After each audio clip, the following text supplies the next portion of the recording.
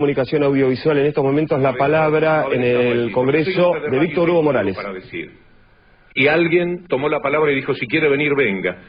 Y bueno, me da mucho gusto estar aquí, para decir que conozco muy bien a quienes usan la libertad de prensa para lanzarse a todos los negocios. Los conozco del fútbol, los conozco por el robo que durante 15 años hicieron del fútbol. Una estafa que no solamente iba contra el fútbol, sino que era una estafa que tenía que ver con millones de personas que quedaban afuera de la posibilidad de ver el fútbol. Por supuesto, la gente más modesta. Era una doble estafa. Yo veía solamente la que cometían contra el fútbol. Ahora comienzo a ver, cuando se leen los ratings de televisión, etcétera, la estafa que se cometía contra millones de personas que no tenían la posibilidad de ver lo que más aman, el fútbol. El único divertimento al que pueden aspirar millones de personas. Yo puedo ir al cine, al teatro, donde quiera, por ahora, y gracias a Dios. Pero hay millones de personas que también tienen el mismo espíritu festivo que yo y no pueden ir a ningún lado, pero por lo menos pueden quedarse en su casa, a ver Independiente, a ver a Racing, a ver a su equipo favorito. El fútbol les permitió comprar radios para ir destruyendo poco a poco los mensajes de los comunicadores que estaban enfrentados con el negociado que hacían durante 15 años con el fútbol. Les permitió comprar radios que financiaban con lo que ganaban de las ganancias espurias que les daba el fútbol por televisión. Radios que perdían dineros a raudales, pero no importaba, porque lo que querían generar eran transmisiones y transmisiones, para poder de esa manera hacer flaquear a los otros, a los que no podíamos manejarnos de la misma manera porque no teníamos dinero gratis, salvo el que vendemos a través de la publicidad. Y se lanzaron a todo tipo de negocios parecidos a los del fútbol. ¿Quién no conoce el negocio de las AFJP? Claro, es muy difícil hablar. Todos los periodistas en su conjunto, y bien hacemos, seguimos los rastros de cualquier elemento de corrupción que aparezca en los gobiernos, en este y en los del pasado. Pero los rasgos de corrupción que aparecen a veces en las empresas privadas lo perdemos de vista, porque hay una gran complicidad.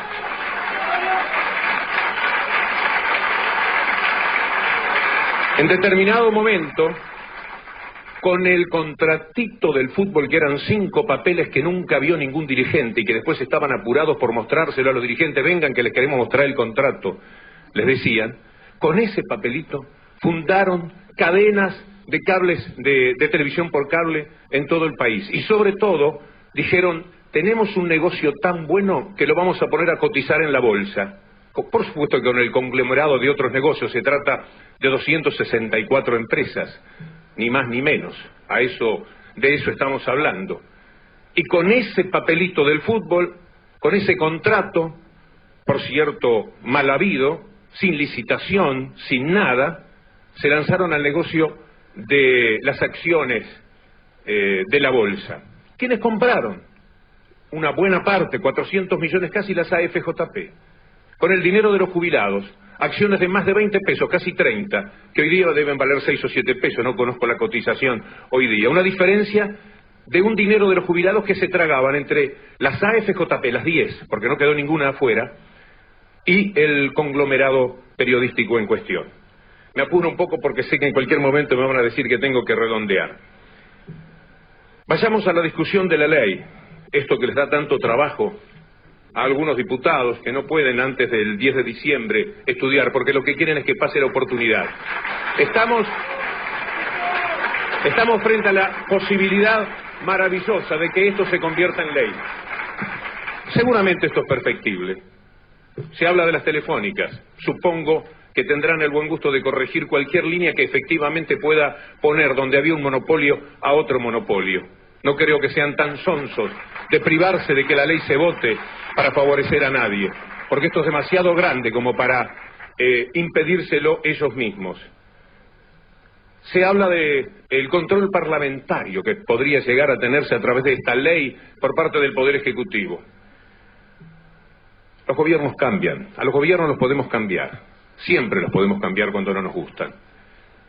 Pero lo que no se pueden cambiar son esos poderes que desconocemos, que la gente no sabe prácticamente que existen, que están por encima efectivamente de los poderes de los partidos políticos y de los gobiernos. Bien que lo saben. El CONFER es inmensamente más poderoso que cualquier órgano que por otra parte va a tener control parlamentario que se pueda instituir con esta ley.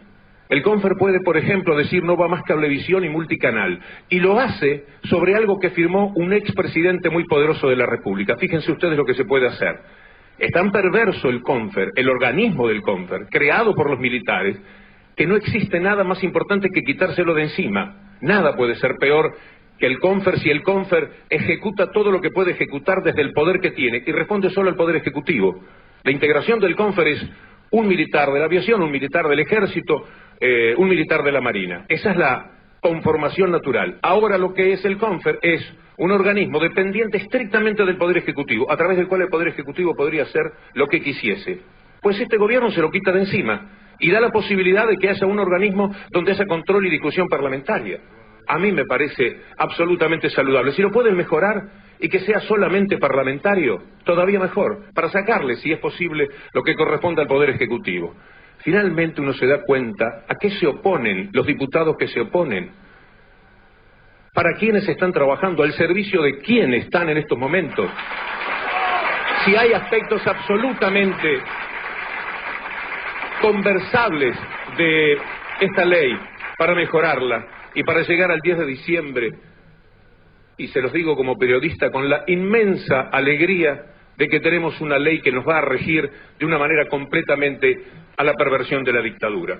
He comprado una revista de humor, y cierro, señores, porque dije, voy a estar muy tenso, yo me pongo nervioso detrás del micrófono, soy un titán detrás de una cámara, pero no delante de la gente, me horroriza estar delante de la gente. Entonces dije, voy a terminar con un poquito de humor. Y una revista de humor dice hoy, la prensa libre ante el desafío de la mordaza política. ¿Por qué el periodismo independiente debe defender su derecho inalienable a voltear gobiernos, impulsar lobbies empresariales, operar, crear imperios monopólicos y apropiarse de hijos de desaparecidos? Lo que le quiero pedir a los señores diputados es que esto, que es una broma, no sea parte de nuestra realidad a partir del 10 de diciembre. Muchas gracias.